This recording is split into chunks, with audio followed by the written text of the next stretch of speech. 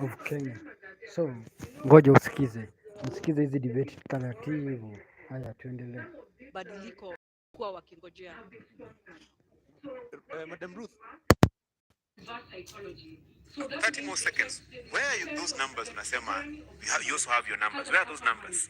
The numbers are there, Francis. You know, as the fifth Maureen Wahiga said, some of these research institutes have been sponsored. So what they are doing to us and the Kenyans, reverse psychology. So that means they're trying to say there's the theory of the has an upper hand, lakini ninataka kueleza kuna mabadiliko na agano iko site, watu wakate simu. Na vile vile Bi Justina, yes. Tunapoangalia katika uongozi na katika nafasi ambayo mmesema kwamba mnaielewa vyema ya makamu wa rais, tuseme kwa mfano kesho mgombea urais kwa tiketi ya Roots Party awe kwamba hawezi kuongoza, tuseme umechaguliwa, nini ambacho kinakupa hiyo motisha au uweze kuwa na ule ushawishi wa kuwa kwamba unaweza kuongoza kama rais wa Jamhuri ya Kenya? Kweli unatosha kuongoza kama rais wa Jamhuri ya Kenya? Zubeda, ukiangalia leadership kuna two aspects, the hard and the soft. The hard ni what you have been doing, legislations and regulations. But the soft is you talk to the hearts and minds of Kenya. Hearts of minds of Kenyans inasema 5.5 million of Kenyans are unemployed. 1.2 million of Kenyans live below the poverty line of 220 shillings daily. That is what Kenyans are speaking about. Na hiyo ndio inanipatia courage, nasema ingawaje labda amwezi jizungumzia, mimi najitoa na nazungumzia. That is the truth of the matter, that Kenyans are struggling. Pia niko hapa, I'm representing the many parents take loans to educate their children. Unajua wazazi wetu wakati walikuwa wanaona ati wao wakichukuliwa kazi ilikuwa after form 4 wanaenda kazi kwenye benki. But now our time, mzazi akafikia time akaona labda degree ndio itasaidia mtoto wangu apate kazi. Unfortunately, hakuna kazi, wazazi wamejekelea loans. Kwa hivyo mimi nazungumzia wazazi wetu, nazungumzia ule youth hana kazi, nazungumzia mpaka wale watu ambao in 1998 kulikuwa na bomb blast. Our Kenya wengi over 3,000 were never compensated, and this comes to the respect. Unajua wenye walilipwa ni watu wa American Embassy and the Tanzanians and those Americans who are victims, but Kenyans were not compensated. In my thinking, mtazamo wangu ni kwamba hawakulipwa kwa sababu Kenya haipewi heshima. Utapewaje heshima na una pesa? Angalia Middle East, Wakenya wanaenda kutafuta greener pastures, wanatesekea huko. Many a times people ask ati ambassador anafanya nini? Lakini niulize, ambassador na pesa ya mafuta, sisi hatuna, ni madeni tumejaza tele. Atawezaje kusimama na huyu mwingine? So our idea na Kenya kinanisukuma ni kwamba tunataka Kenya ipewe heshima, and we want when we talk, venye mzungu alisema put your money where your mouth is, tuweze kuongea juu tuko na nguvu. Madam Justina, 1 minute. There's something that has come up about sponsorship. Are you being sponsored by anybody, your ticket to run for this presidential race? No, we are not being sponsored. And this is a question I'm posing. Why should we have the best ideas than the sponsoree, if that's the question? Our idea is unique, we are fresh, we are new, we are not being sponsored. The challenge we are facing is that when we say that this one is doing well, people say we are being sponsored by the other. When we say we anafanya vizuri, tunasema si hivyo. But the politics you are pushing right now is that politics you are doing. Politics is about amplifying the voices of Kenyans, giving different interest groups their voices. Na mwenye anashinda tunampa heshima. So we are not being sponsored by anybody. We are here mpaka mwisho. Ruth, where do you get the impression that they are being sponsored by anyone? Clearly, wanakata kutupatia even our own marks. In school, even the student who has 0 wanarudishiwa karatasi yake na scorecard. Lakini our research institutes wamekuwa sponsored, wanatoa huyu mtoto mmoja, which I seriously think that ni kupunguza, wanapunguza namba zetu. Probably we could be a threat because Kenyans are tired. They want new leadership. Na haswa iwapo hampati ufadhili au msukumo kutoka kwa mtu yeyote, haswa nani anafadhili kampeni zenu kama Roots Party? Our mode of campaign ni kama ile ilitumika na PM wa India Modi. Wakenya wamechoka in a way. They tell us come to Nakuru. Tunawaambia hatuna pesa. Someone tells you end of fuel kwa petrol station yangu, ama wanajiunga wenye petrol station fuel there. Mwingine lala in my hotel, I'll give you food. Bora mkuje Nakuru muongeleshe watu. That is our mode of campaign. And by the way, hakuna pesa si tumeibia Mkenya, and that is what hiyo kasumba tunataka kubadilisha. Kenyans, I blame you for poor leadership. Because kila sasa ya siasa watu wanasemanga kameiva tunakafunga, because mwanasiasa akikuja you want to be given something. Hiyo ndio ina motivate wanasiasa kuiba, wakiingia ndani they recoup, there's return on investment. Aisi akela pesa yake hapo alafu afikiria ati unakula freely. No wonder we have bad leadership. Kwa hivyo wewe Mkenya ukiona watu wanakuja campaign, usituchukie juu hatuna kitu. Sisi tuko na idea ya kupeleka Kenya mbele. In the next 5 years tukiwa kwenye kiti mtakuwa mnatupatia pesa ya campaign. Na labda ni kuongeza dakika moja, je, Roots Party inakuja kuharibu kura ya vijana na kuharibu vijana? Naweza sema nobody owns anyone's vote. Our role hapa ni kuambia wa Kenya that there is alternative. Si kila siku hiyo 30 years mmeambiwa ati tunafanya hivi. No, ours is to give alternative. No one owns any vote. Na Mkenya usiogope kupigia Roots Party kura ati because when you are nani. And there's also another question. Kenyans are saying you should have started earlier. Let me say this. Official campaign period began on May 29, 2022. So hakuna mapema tungekuja because we follow the law. Number 2, we have not yet gone into election. So you can vote for Roots Party, usiogope ati jueni wa mtu mwingine. And finally, wa Kenya, kuambiwa that you're owned by someone is negating on our gains on democracy. This debate here has the purpose. The purpose is to convert the many Kenyans who we never find during the campaign trail, lakini wako kazini. So musikize na tuendelee pamoja. Bi Ruth, labda kuambatanisha na hilo, mmeonekana kutoridhika sana na yale ambayo yanaendeshwa na Roots Party. Mna wasiwasi eti kwamba wanakuja kuharibu vijana, kwa nini? Tuseme ukweli. Marijuana, bangi, we say it is illegal. Sasa hii sera wanakuja kuuza, tunangoja kusikia venye wataweza kutuzia sisi wenyewe. And already it is an illegal substance. So how do we work around such manifestos? So maybe Justina will let us know further how far they can go with marijuana. I will give an example of kijana moja alikuwa anafanya kazi some place that I lived back then. Alikuwa anafieka nyasi at 11 and 11 p.m. Na nikaenda nikamuuliza. So I asked him the following morning because I had the noise from outside. Nikamuuliza what happened. Okay, I had heard the history that anavuta bangi. So I asked him in the morning, kwa nini ulikuwa unafieka nyasi saa 5 za usiku? Akaniambia, madam, nilikuwa napunguza kazi ya leo.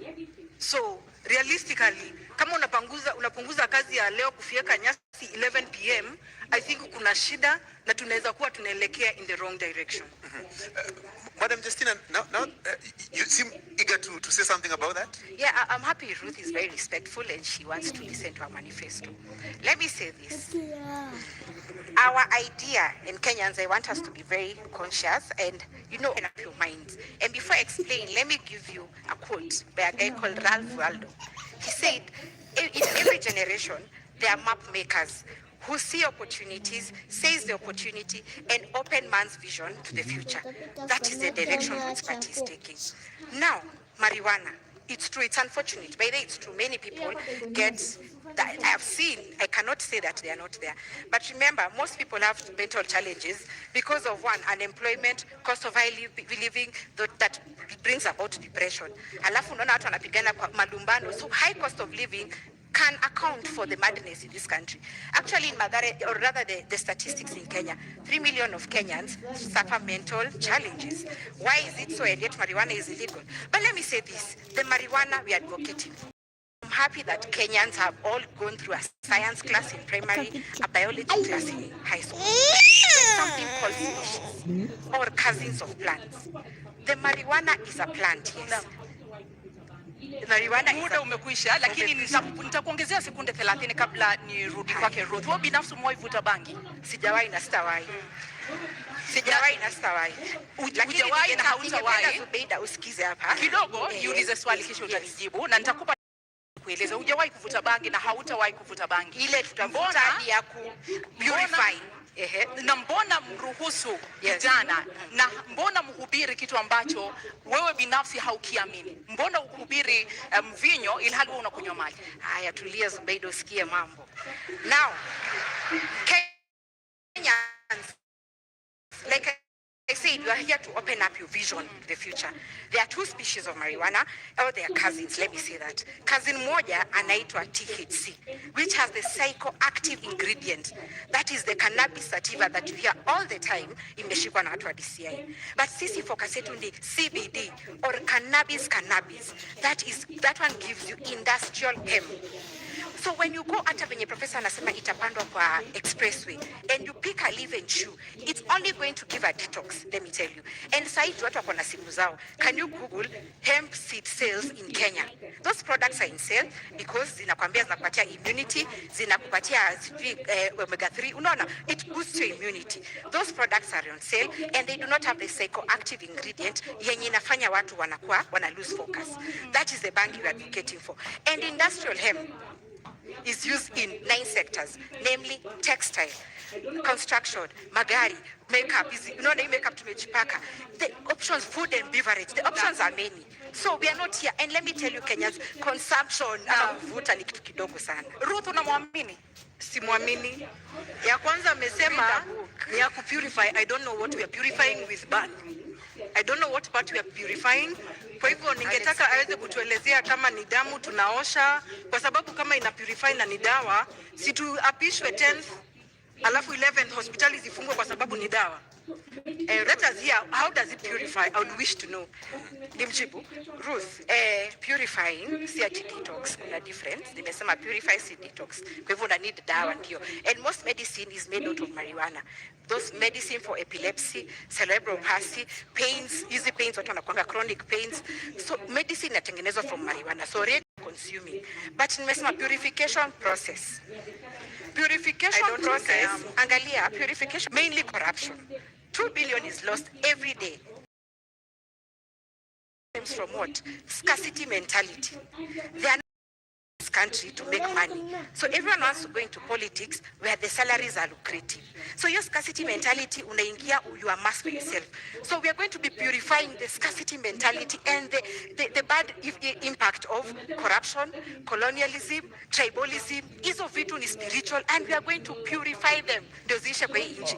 Ndio tukianza kazi, ile siku tutaapishwa, Kenya ikuwe safi, clean slate. So we are not smoking at kufurahisha. Justina, umesema how you don't take the substance. Na umesema that means all consumers of bang through medicinal, yes, the medicinal part of it. So that means then why are we having it legal in our constitution? So what is the reason why we have not legalized it from the beginning? That means kuna madhara ile wataalamu wanajua ndiposa hawajapitisha hapa kwetu Kenya. Let me answer Ruth. Ukiangalia Nakada ilipatiwa gazettement in 2001. The economic challenge at that time, we had a government, a new election was coming up in 2002. There was teacher strike, banker strikes, the economy was doing badly. So IMF told Kenya with a law criminalizing marijuana. And you know IMF ni akina nani? China is there, France is there, UK is there, Canada is there, US is there, they have legalized. So for them waliona, our jinga Joanna do, let me use that word. We curtail their opportunities. Remember, we have arable land, plenty of land for this thing. So they curtailed our potential to invest in this so that they can give us loans on high interest. That was the idea. And when I say Kenya inastahili heshima, it's because we are disrespected to hatuna pesa. So our idea, if they have legalized, yet they are the same ones who are coming here to tell us it's wrong, then I think hapo ndio we are still being colonized. Aki Justina, mimi sija approve hiyo. I don't expect sababu Jamaica would have been a first world country. They are doing so well in terms of their economy. Their GDP is growing more than ours. They are doing well. They are doing well. Take a book. Madam Justina, in 2 minutes. Yes. Marijuana is not just illegal in Kenya. It is also illegal in other countries. We've also seen situations in this country where certain people grow marijuana. Why have they not been rich if growing marijuana was such a lucrative business? When you look at our neighbors, let's talk about Africa. Malawi has legalized for medicinal and it's restricted. Uganda is doing it. but it's the Israeli government who have come in to help them. As it is with their loan, Uganda was about to go the Sri Lanka way. So Uganda went to Israel, their land is rocky. So they came here and they were located in Uganda, 500,000 acres in terms of a bilateral agreement, and they are reaping returns from that. So the other countries, they have done it. Why not us? Why not us? Why should we not do it? That is my question. And like I said, our role is to open the vision, Kenyan's vision into the future. Marijuana is versatile. I said it is used in 9 sectors: food, beverage, medicine, construction, textile, makeup, easy fibers za gari. A headlight today, ukigongewa headlight yako, goes for 27,000 for those who own cars. But you know why? Because the demand is in Kenya, but the supply iko China. So of course the forces of demand are in place, na ndio maana inakuwa costly. And I'll say this, there is this governor of Minnesota, he was called Jesse Ventura. Jesse Ventura was in wrestling a while back. But why he was fighting for legalization of marijuana in Minnesota was because after 41 years of marriage, his wife suffered epilepsy. And he was pushing because when he took her to South Carolina, she got well. So the idea is, do not control the supply, control the demand by making sure it's going into the 9 sectors that you have said and for export. That is our idea. Madam Ruth, I can see disbelief all over you. Yeah, I still do not agree to all this theory. Na ndiposa naambia wa Kenya, kateni simu, agano iko site. This is not practical. The law tells us clearly that it is illegal to have bank.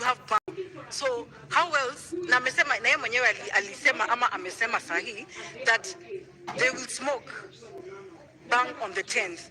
I'm looking for a happy mother. I am a mother. Ruth, I'm looking for a happy mother that will, no, I am looking, allow me to answer. I'm looking for a happy mother who will attest that mtoto wake amevuta bangi and they are okay. Yeye mwenyewe pia najua ni mama. Nataka kujua, atakubali mtoto wake avute bangi on that 10th. Because for me, I don't think I would allow my children to take it up, nor my sisters and brothers. Good question. And I'm going to answer this question to you and Kenyans as Mama Wambui. I said open up your minds, dear Kenyans. The marijuana we are advocating for is industrial hemp. I think I gave the clarification, not THC. So Ruth, stop belaboring here that you're smoking. It is not for consumption.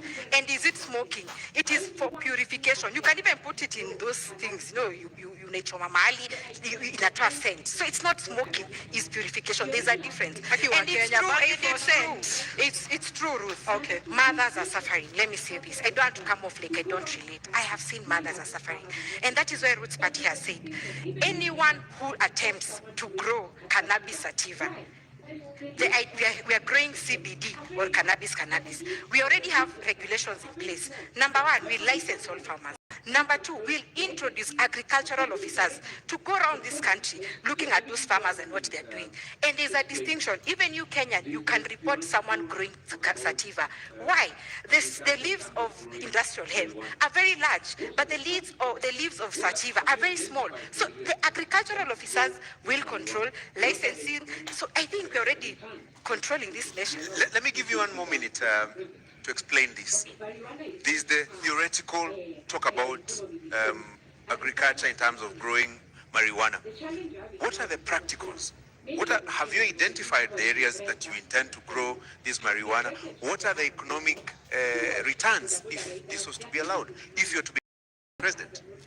Okay, marijuana is going to spur our economy because agriculture has been given a backseat. The challenge we're having now because of FLA, many of the Kenyans or the youth who are in the bread basket of Kenyans have migrated to the urban areas to do what? To be boda riders. They are thinking there is money because agriculture, they are not viewing it like it has money.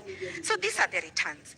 Look at China, for example. In 2021, they made 1.2 billion USD out of 169,000 acres.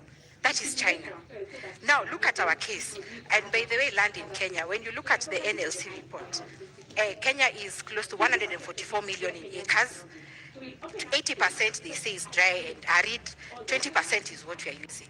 So when you bring marijuana will be like crop cover to stimulate our soil so that it can be able to produce other things. So we are focusing on the arid area, the 80% of it. 20% of it is where Kenyans are crowded. So we'll open up space so that we use all the other land that we have. Bi Ruth, kidogo kuambatana na kile ambacho wamesema, unadhani uchumi wa Kenya haujaimarika kwa sababu hatujahalalisha bangi? Wakenya wanaumia kutokana na gharama ya maisha kwa sababu hatujahalalisha bangi. Hapana, sikubaliani na hiyo. Uchumi umezoroteka kwa sababu ya corruption. And that is why Kenyans, we are coming in to bring in a new leadership, a new change in how things run in this country, and give a Gano party, Maure Waihiga, the chance to come and be the president of this country. Corruption has eaten us up. In every corner of each sector, corruption has eaten us up. It's not that we do not have bangi, lakini corruption imetukula sisi wenyewe. We have eaten ourselves up, and a few of us know ourselves. So we are going to deal with that. Let me add something quickly. Okay, when you look at private businesses, they look at what is our competitive edge. How can we be ahead of our competitors? So it's not that uchumi imeharibika because of no legalization of banking. Of course, I agree with Ruth, corruption should be blamed. But look at the situation. If private businesses are looking into the future, why is government scared to look into the future? And the future is legalization of industrial hemp or marijuana. So our idea as Roots Party is to run a profitable government, devoid from increasing taxes from Kenyans, from getting further debt, but we are going to look for our own money. Our own money will come from legalizing and regulation of marijuana. Case in time, a pilot study would be Kulalu Galana, the 1 million acre project. 1 million, that is times 5 of what China got in 2021. So we'll have 6 billion USD. You can do the math in Kenyan shillings. That money is money that will be used to pay teachers, pay the civil service, increase their salaries in trenches. So for us, tunaangalia competitive edge, what private businesses do. Niulize Justina swali kidogo. Kuna kuanga na employee incentives. Ukifanya kazi kwa bakery, huwa wakati mwingine unapatiwa mkate uende nayo nyumbani. Na je, bangi wataenda nyumbani na nini? Wataenda nyumbani na very good question. Wataenda nyumbani na proceeds of bangi. And it's good you brought me to this idea. The youth in this country, not all of them want to be employed. But hawa vijana wanatafuta capital. Unaenda bank unaitishwa logbook, title deed. Kweli? You don't have. What you are going to do with Roots Party, I told you government owns 10% of 144 million acres. In every county, government land will give 200,000 acres to our youth. We'll have a thing like the Yali project, which we are calling Roots Entrepreneurship Initiative. Tunafanya competition, tunachukua 50,000 youth. Kwa hiyo mradi ya 200,000 acres. Na ujue bangi grows in 4 months. So akishauza hiyo bangi yake, hiyo proceeds, 2.8 million according to hesabu za China. Youth atakuwa na capital, seed capital ama capital to boost their business. So you won't take home bank growth. You'll take home capital for investment. But ni legal, lakini bado watu wanavuta. I don't know how we will deal with those incentives. So those are the challenges in this country. In fact, we should ask the ones who are in government now, why is it illegal and Kenyans are smoking? That's the question to them. Kwa hivyo Ruth, kwa wewe ni kuhalalisha kutohalalisha bangi au ni swala la maadili? Kutohalalisha, the constitution does not allow. Lakini unaona kwamba inahujumu maadili. Sorry? Inahujumu maadili au haswa tatizo lenu kama Agano Party ni kwamba bangi ni mbaya, haistahili kuhalalishwa au ni swala la maadili? Ni maswala ya maadili na si Agano Party, ni wa Kenya. Kama it is already legal, it is currently illegal. So how safe is it? How safe is it when we start taking it up? That means we are destroying a whole generation. We're destroying our children. I am concerned as a Kenyan. So you're being unfair to Ruth. You know Ruth cannot support her manifesto. So it's true atasema ni mbaya. Let me give you some 60 more seconds, Ruth. Yes. Is it a question of faith and values that drives your opposition to the Roots Party's manifesto and proposal to engage in marijuana farming? It is more values. It is more value and faith too. Yes, it is more values and faith too. Because I'm trying to look at right now, currently what is happening in Kenya right now. Nirudie statement. it is illegal, lakini watoto wamejaa madhare, wamama wanalia pale nje. So I'm wondering how many are smiling, how many are going to smile, how many are educated out there to know that hii ni biashara, mtoto hafai kuvuta. Children are idle out there, watajaribu kuvuta kidogo, and you know the consequence is going to be what we all know. Tunapoteza ufahamu, tunapoteza future. I think I was clear on the control measures on this rule. Nilisema the seed will be CBD, tutatumia KEFIS, tutapatiana licenses, we'll reintroduce agricultural officers to man or inspect what Kenyans are doing, and we are also going to bring back the NYS, those ones who have graduated, to control government marijuana. So I think the control measures, and that is why we are saying legalize and regulate. Unajua hata ile shamba iko thika pale ya mananasi iko na control measures, lakini bado watu wanaiba. Sasa it is our Kenyans, we need to change tabia zetu venye Ruth anasema. Yes, to take electrical fence, I don't know. I don't know. Very well. Let me move you now to a different aspect of this debate. Yes. In 2 minutes, Justina, race to become the next deputy president. You also have Martha Karua, Rigathi Gachagua. What sets you apart from them? And are there issues they have been fighting for democracy of this country? So I respect that. But what sets us apart is that 30 years have been there. They have been telling us the same narrative, which they're telling us now. They are not responsive to the youth of this country. Youth whose parents took out loans to educate them, and they're still living at home because they are unemployed. What sets me apart is because I can relate to the youth of this country who know that unasoma na hakuna kazi. That is number one. Number two, I can relate to the businessmen. Maybe them they're in government, they've been in leadership. That is where they draw their salary. But I relate to a businessman, like from where I work now. We were into excavation and supply of building materials. And Kashori, I can tell you, business is down. Why? Increase of cement, chuma zimepanda bei, Kenyans do not have purchasing power to build a house. And that business is very satisfying because you know our role is what? We are the first stroke of paint. When you want to build your house, sindo tunatoa cotton. But it saddens me that Kenyans cannot afford. They are not building and neither are they affording to pay rent. So that is what sets me apart. I know that what we need now is policies and leadership that is responsive to the plight of Kenyans. Madam Ruth, same question to you. This is a political competition. You're not in the race alone. What would you use to convince the Kenyan voters to elect you as the next deputy president and not your competitors, Rigathi Gachagua, Martha Karua, and in this case, Justina Wamai? Let's first talk about the other two who are not in this debate. Yeah, at least for Justina, we have probably a lot in common because we are new, we are fresh. But our competitors, yes, they have experience, but they have let us down. I have voted for the last 2 decades. I have chosen the same leaders. So I don't see what difference they are coming to bring in, because I feel like some of them are sanitizing the leaders who have been there.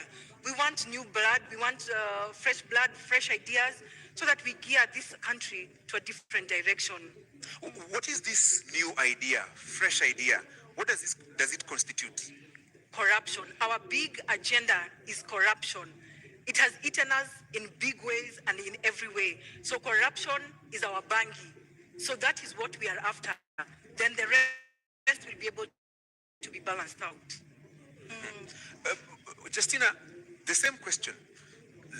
What about the larger coalition setup? You know, let's say the Azimio setup, the Kenya Kwanza setup. Do you see any challenge there that would inhibit you from becoming the next deputy president, for example? No, I'm not challenged in any way. Ashori, I told you that Roots Party realizes it is wrong. It is very wrong that 5.5 million of Kenyans are unemployed. 1.2 million of Kenyans are below the poverty line of 220 shillings per day. So these people have been in government.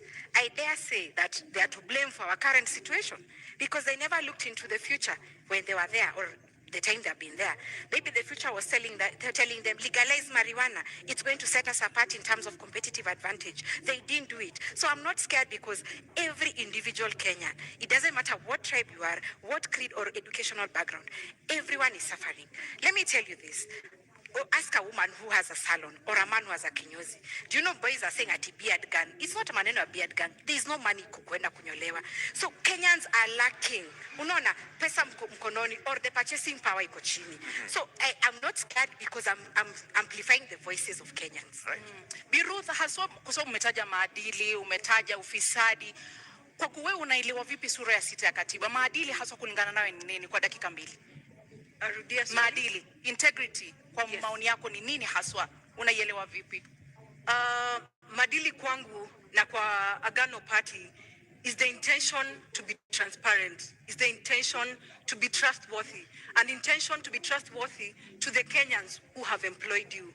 Kwa hivyo pale mimi naona the integrity has been compromised with the current and the past government and our competitors. Kwa hivyo tunaomba Wakenya waweze kutupatia nafasi kwa kuwa sisi ndio we are ready to be audited, we are clean.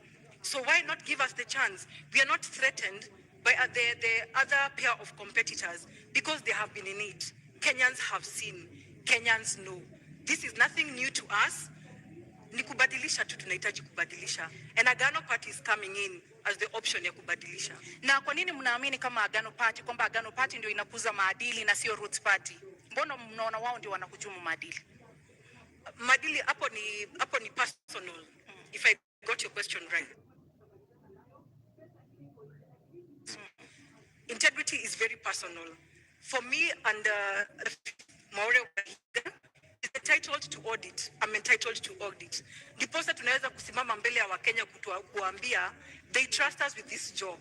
We have nothing to hide. We have no worry on what we need to do. Pale corruption tumesema lazima tutamalizana nayo. Pesa ile iko nje. I believe this is the only party and the governance that is going to bring Kenya back its money. Ile pesa imefichwa pale nje. The development money that has been kept out, that is over 10 trillion. Inaweza lipa deni ya Wakenya in one single day. Zubeda, one single day. Justina, let me get your understanding of Chapter 6 of the Constitution on Leadership and Integrity. 12 years later, what do you think is the challenge in implementing Chapter 6 of the Constitution? Let me say this. I think the judiciary, and I'm sorry to say this, but they are used to impede the Chapter 6. For example, if I went to IBC and they said my degree is not right, I'll run to court, and then the court will say, fine, can you clear Justina? And then there are other issues, there are other agencies. For example, maybe the university or the Commission of Higher University will say, no, it's out of our mandate, we can't handle Justina. So I feel that Kenyans have this attitude. When you do wrong, you run to court and your money will be used to sanitize you. And that is why as a Roots Party, we are saying that if you're corrupt, if you're not doing the right thing, because integrity is focusing on your conscience, do the right thing irrespective of circumstances. So even those in the judicial system who are rotten, they are going to be subjected to what Roots Party is saying, hanging, because you're the ones who are impeding how the aspirations of Kenyans, when they're looking out for leaders who relate to their challenges. And not just leaders, but leaders who are within the Chapter 6 of the Constitution. So integrity is very key, and yeah, we are propelling it. Professor and I have not stolen any money. We've not been in government. We are genuine, and they always tell Kenyans to pende bure. We don't have anything. Lakini, integrity is key. If we need to go ahead, we have to instill integrity. And let me give this quote because I have time. There is a quote that Mugabe says, how can you tell young people that education is a key, yet you have poor graduates and rich idiots? So the thing is, we have to make sure that the youth, the younger generation, I'm sure right now they're watching because their parents are watching. The younger generation needs to move away from this idea of deals. And our idea, Gashori, means that you shouldn't be my friend to benefit in government. You have your own marijuana. You don't need a deal. You don't need a tender from government because Justina is your friend. Wekele Industrial Piako will pay you according to the market price. Ruth, you've been in this country the last 12 years. Yes. And you Since understand. I was born. Yes, and you understand Chapter 6 of the Constitution. When you look at it, what do you think has been the major impediment in the implementation of the leadership and integrity chapter of the Constitution? That is lack of will. We have leaders that are not willing to change for this country. So just as much is going to cost us, just as much I'd wish to tell Kenyans that without very big words, if we don't decide to change the leadership of this country, it will cost us another 5-10 decades. So integrity is paramount to us as a Gano party. We are the clean. We are the only option for Kenyan citizen. Tafadhali mtupatie kura. Tutakuja kuleta mabadiliko. Give us practical examples of how you will deal with corruption and implementation of Chapter 6 of the Constitution, because there is the saying, yes, and there is the doing. Agano Party has a covenant with Kenyans to abide to the constitutional law. And we say, if you do not follow the law will follow you. For us, nobody is above the law. If you have been in corruption, you will face the law. We are not hanging anybody. Na umenielekeza mahali ambapo nilitaka kuelekeza wewe binafsi. Unadhani tutaweza kukabili ufisadi kwa kuwanyonga wale ambao ni watuhumiwa wa ufisadi? Agano Party governance yetu si ya kunyonga, lakini tunaweza, we are able to deal with it in an amicable way following the law. I don't think even kunyonga is in the constitution. So that means the one wana breach kuvuta bangi na the next wana breach kunyonga watu. Bi Justina, mmesema kwamba mtasitisha katiba mtakapoingia mamlakani. Hasa mtakuwa mkitumia vigezo gani kuhalalisha hukumu ya kuwanyonga wale watuhumiwa ufisadi, namna ambapo unasema kwamba mtawanyonga? Na tutasema tutasitisha katiba as a whole. Tutasitisha parts. We will suspend parts of the constitution that are not working. Chapter 6 is not working. Hiyo tutasitisha. Because we need to instill fear in public assets of the public. Let me tell you this. In China, if you're corrupt, you're shot. In UK, if you're corrupt, you're taken to court or you're jailed. In Japan, if you're corrupt, you're so scared, you commit suicide. So why is it that Kenyans are jittery about, we are crying every day, yeah, corruption accounts for this loss of money, but when it comes to executions, Kenyans are jittery. We are going to suspend Chapter 6. Go back to the Kenyans and tell them, what do you think about this hanging thing? And let me tell you, they are all very happy. They are saying that corruption is accounting to deaths. Look at the badly done roads like Ngong Road. Ngong Road is badly done, a local contractor, and we are assuming that the money was used as kickbacks and then they had to save some little money, so they didn't give qualities. So when that person dies or someone is in an accident and they die, it's not an issue. When medicine is stolen or medical money is stolen and people die because there is no medicine, it's not an issue. Let me tell you, Kenyans, it's about time we be stand on corruption. Our idea is instilling fear in the minds of Kenyans that public mali ya umma ipewe heshima. Na hukumu ya kunyonga, yes, iliharamishwa mapema miaka ya 80. Haswa ni kigezo gani ambacho mtatumia kuona kwamba sasa inaweza kufanyika, kwa sababu ni kitu ambacho kimeharamishwa nchini Kenya? Ni kwamba mnaona kuna mapengo, kuna nafasi katika katiba ambayo mtarudisha hukumu hiyo, au haswa utekelezaji utafanyika vipi? Unajua hii katiba Zubeida ilikuwa copy and paste. Watu walikimbia huko wanaona ati wazungu wanafanya aje. Nao wazungu ama wa China ndio wanakuanga na hizo UN conventions ati human rights issues. Kama kwao they are shooting, where are they curtailing us? And that is why I'm saying Kenya haipewi heshima. We need to be firm on this, because sisi ndio tunajua shida zetu. Hakuna mtu wa UN ama nani who are feeling our pain. Sisi wenyewe ndio tunalala njaa, sisi wenyewe ndio tunateseka, hatuna kazi. So we are going to look at it as Kenyans. In fact, katiba kama ingekuwa inafanywa public participation, ingekuwa translatiwa in all tribes. Mtu asiseme ati because nani amesoma niko sawa. No. Ruth, the last time in this country somebody was hanged, a convict was hanged, was in July 1987. 35 years later, would you agree, would you support the hanging of convicts, and particularly those who have been found culpable of corruption? Francis, I'll go back to the law. We have a covenant with the Kenyans. We have a covenant with the law. The law clearly stipulates we are not allowed to hang. So what business do we have hanging convicts? There is a law that enforces corruption, the people who have committed corruption. So for us, ni kumaanisha wakivuta bangi on the 10th, one, that is breach of law. Sijui kama hanging is part of it, because it is breach of law. They have broken the constitution. So I don't think I would agree that we need to suspend part of the law.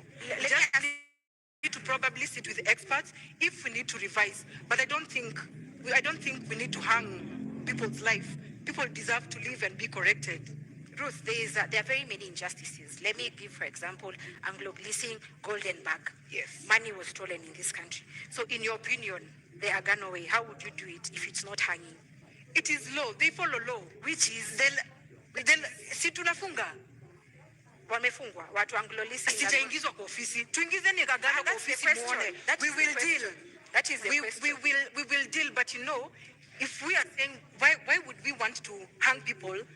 You have a sister, you have a brother who probably just needs to be corrected. So why hang? Na wenye wanakufa because of road accidents, lack of medicine, au si watu wa Kenya, wenye watu wameiba, wanakufa. That is unplanned. Life is life. Ruth, life is life. No, mtu Anglo-Leasing, all this is planned. Mtu akigongwa na gari, that is very unfortunate. And God forbid. Those unfortunate instances, we cannot debate on because that. Of road but design. we are discussing about surely. Road design. We can. Okay. Kwa hivyo Bi Justina, yes. Kama Roots Party, kwa kuwanyonga mtarejesha vipi mali ambayo wameiba? Mtatoa vipi mali ambayo imetumika vibaya, imeibwa, pesa ambazo mnasema zimefichwa katika mataifa ya ughaibuni? Ukinyonga yule mtuhumiwa, hiyo mali itarudi vipi kwa Wakenya? Na wacha niseme, atusemi mtu akigongwa na gari anakufa. Nasema people who are given jobs like to build Gong Road for example, those people want to save on money. So the road design does not, they save money, so wana save pesa and wajenge barabara in a cheap way. But niseme hivi, there's a process, Zubeida. We are not just going to pick someone at because media imesema they are corrupt. We are going first to remunerate, kuongeza mshahara vizuri, judges, policemen, we have to increase their salaries because they abet corruption because mtu ameiba pesa kidogo anawapatia. We have to give them increase their salaries. However, there's a judicial process, a fair hearing. Go process ifanywe na tukusikize. Na pia tunapeana caution. It's not like the chicken gate case in the UK. Hapa Kenya taijaisha. So pia watu wa judiciary, they will notice they have to speed up this nini. So kutakuwa na hiyo wapelekwe the process. We have to get the assets back. We have to recall the assets na pia waende wakanyongwe.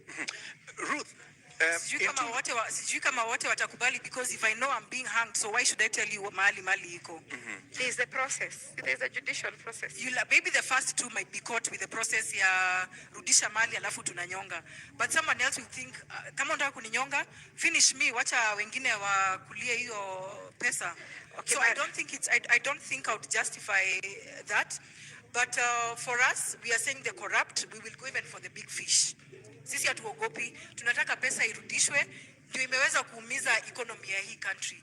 We have, our president is planning to give a moratorium where the Kenyans who have stolen our money, wameficha development money, warudishe, wanapatiwa nafasi ya kurudisha. Hapo pale mtu anapitisha ile wakati umewekwa, so from there, the law takes its course. In 2002 there was such. Why has it not worked? Maybe in your not, opinion, I'm not saying because you're not in government, yes. Ruth, but you need to show Kenyans that you understand. So, it was there in 2002. What in your opinion is what is the reason why it didn't work out? The idea that you're sharing, in your opinion. Leadership problems, Justina. We are different leaders here. Let's talk, because you seem to agree on the seriousness and the challenges of corruption in our country. Given an opportunity, Justina, in 2 minutes, given an opportunity to be the next deputy president with the government that you will form with the presidential candidate that you're supporting, what are the specific areas that you would target in terms of dealing with corruption practically? Because there's the whole question of administration of justice. And like I said, the 3 years of government they are being threatened. How? The independence rather is being threatened. When, for example, the executive says this, someone runs to court, and then the process is stopped. That is the backdrop of why they are going to suspend the constitution. But yes, administration of justice is there. But again, has it worked for us? And you know, law was made for man, not the other way around. It is upon us as Kenyans to sit and say, are you happy that 2 billion is lost every day? They say no, because it's accounting to unemployment, inflation, high cost of living. So we are going to we'll be together with the Kenyans. We are going to call for public participation. And the Kenyans, I can tell you, they are very happy about it. Because someone is feeling like, I wake up like in Meru, I wake up at 4 a.m., kuchukua hiyo mira yangu, I pack it. Someone is eating the taxes. Mtu anajifanya ndio mjanja kuliko wengine. So Kenyans are tired. Of course, that aspect is there of administration of justice. Lakini Gashori, Kenyans are suffering. So sisi tutaka participate now, and many of them are supporting this. We need to instill fear in assets of the public. Heshima kwa public assets. Bi Ruth, haswa endapo mtaingia mamlakani, mnawapea Wakenya muda gani waweze kuona matunda katika vita dhidi ya ufisadi, na wewe binafsi mchango wako utakuwa upi katika kuona hilo linatimia kama makamu wa rais? For us, we'll bring in this in phases. Kuna ile pesa iko nje in the money that is stashed illegally abroad. For that, we can even say we have started even implementing our 100 days. The fifth, Maura Waihiga already wrote a letter to the UN and 15 other countries to start processing our money back. That means tuna uhakika by the time we are getting in, kuna uwezekano pesa iko imefika, and if not, tunataka kukata hii mfereji. The report that the incumbent president gave out, 2 billion. We actually think it probably could be 5 billion that we are losing a day, including today and until the 9th of August. So for us, tukiingia pale ndani, tunataka kukata hiyo mfereji ya corruption like instantly, so that we also have working capital to jumpstart the economy. Na umetaja pale shilingi bilioni 5, haswa kwa sababu umerejelea mara kadhaa pesa ziko nje. Ni pesa ngapi ambazo mnazizungumzia sasa hivi na mtazirejesha vipi haswa? Mmeweza kupiga hesabu mkajua ni ngapi na ziko wapi? Ni zaidi ya trilioni 10, na ndiposa nilisema pale awali, it is possible for us to clear our debt in a day. It is more than 10 trillion that is out there. This is development money. Now, and that is why tumekasirika, tunataka kuleta hiyo pesa irudi Kenya. Tunaweza kosa kuleta na the first 100 days, lakini wa Kenya, we are committed to bring this money back. And in 2017-2018, budget ikisomwa, the Henry Rotich, he's on clip, he's on record, akisema there is money outside. Here hatuna confirmation that pesa ilirudi. It has only been accumulating over a time. Now, by the time we were getting into this candidature, it was over 10 trillion that is outside there. Bi Ruth, unaona kwamba mikakati ambayo wako nayo kama Agano Party kweli itasaidia katika kurudisha hizo pesa, na unaamini kwamba ni trilioni 10 ambazo ziko nje? Okay, one thing I'm happy about sababu Ruth and I agree that corruption in affect wa Kenya sana. Lakini mikakati zao are not practical.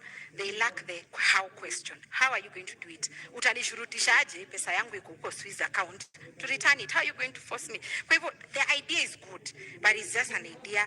It lacks practicality. Moratorium. Tumesema tunapatiana moratorium. You know you have money outside there. We give you time to repent. Sisi Agano tunapatiana time to repent. You won't weze kurudisha pesa, and remember we have external and internal. Kwa hivyo pia hapa ndani, that's what I'm trying to say. We have already commenced the process ya kurudisha ile pesa iko nje. Hapa ndani, the local individuals, we will give them the chance to return, so that if they don't do that, sasa the law takes its course.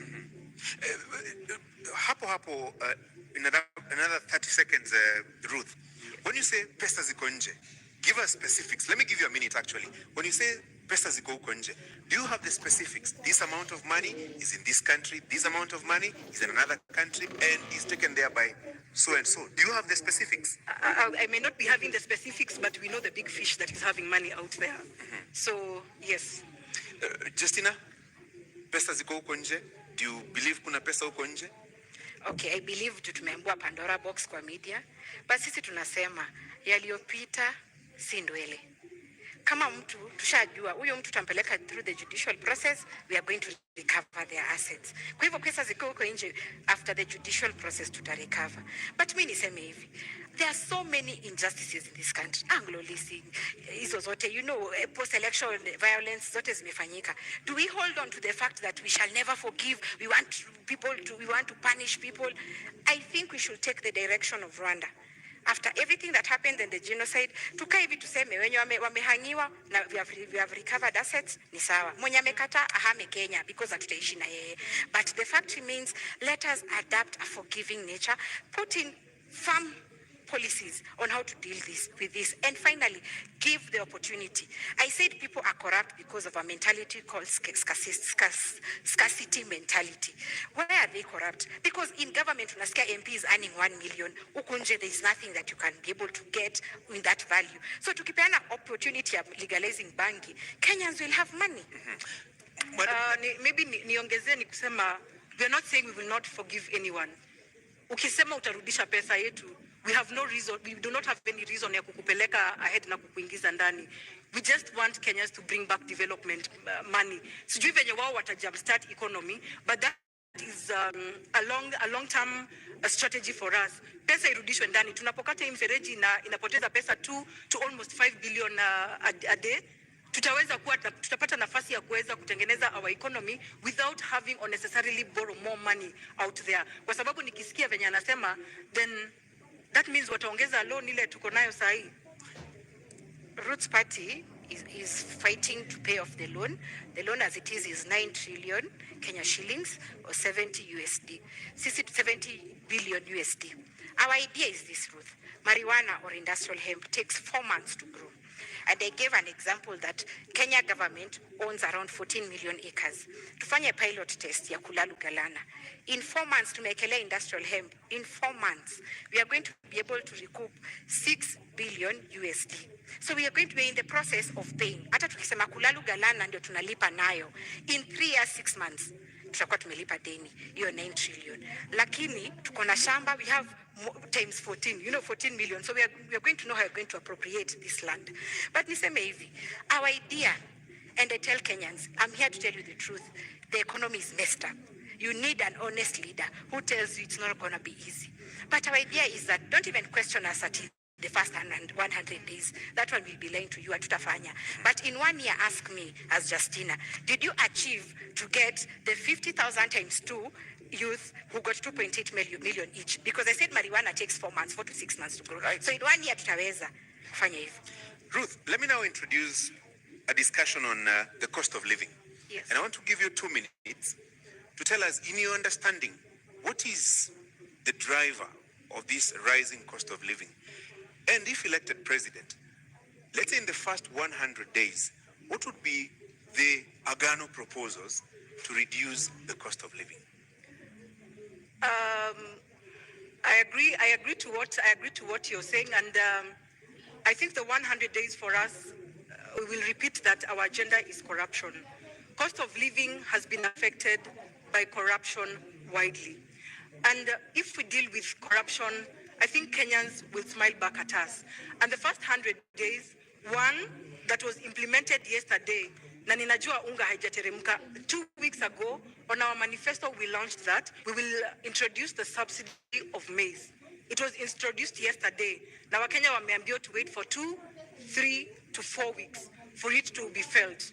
Jana nimepitia kwa supermarket, bado unga ni 230. So for us, we still have to bring the subsidy for Kenyans to be able to eat, because a hungry nation is an angry nation.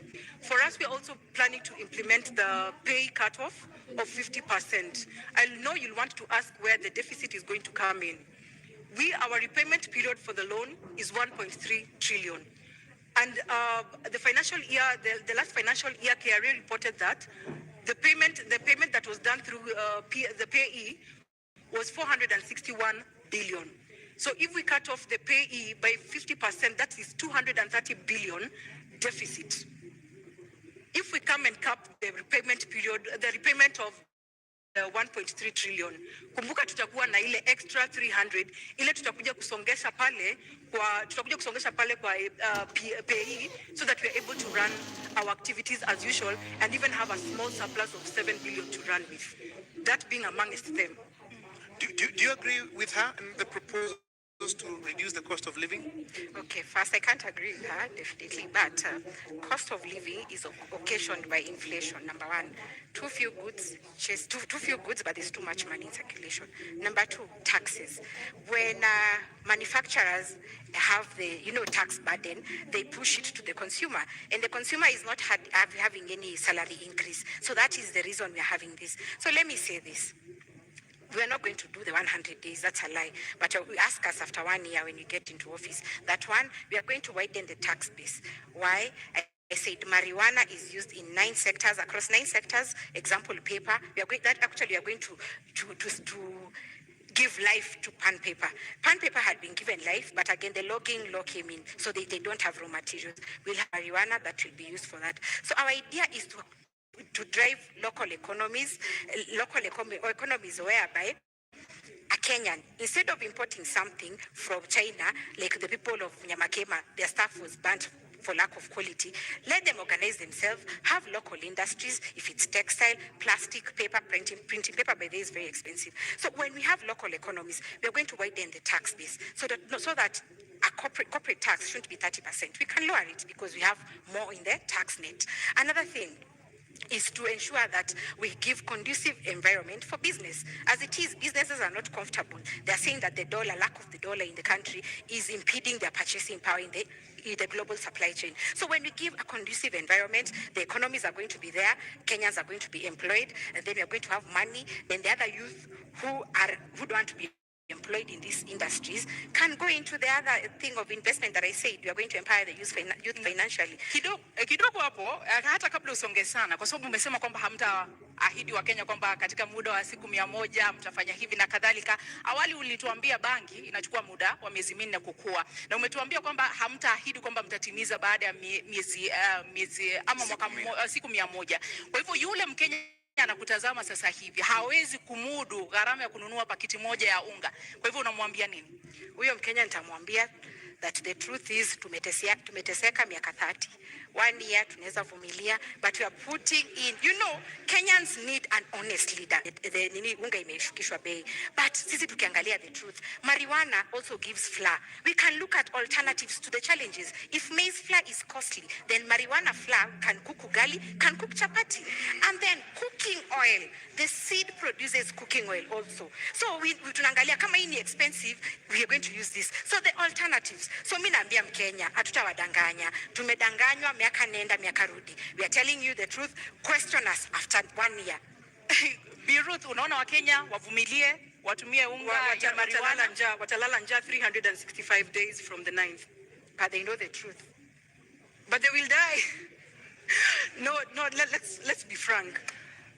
Of course, we do not need a list of 10 items. I would almost agree, but we do not need a list of 10 items kufurahisha wa Kenya that we can accomplish all this in 100 days. Tuweke vitu realistic. Mkenya aweza kupata chakula. Yule mama anaangalia watoto peke yake aweze kupata pesa ya kulipa rent, kulipa school fees. But telling Kenyans to wait for 1 year, I think it's a long time. The truth is, it's such a long time. Truth. And someone who's been in government, I know they're laughing at us, but the truth is, government policy is about trade-off. What is working for our country?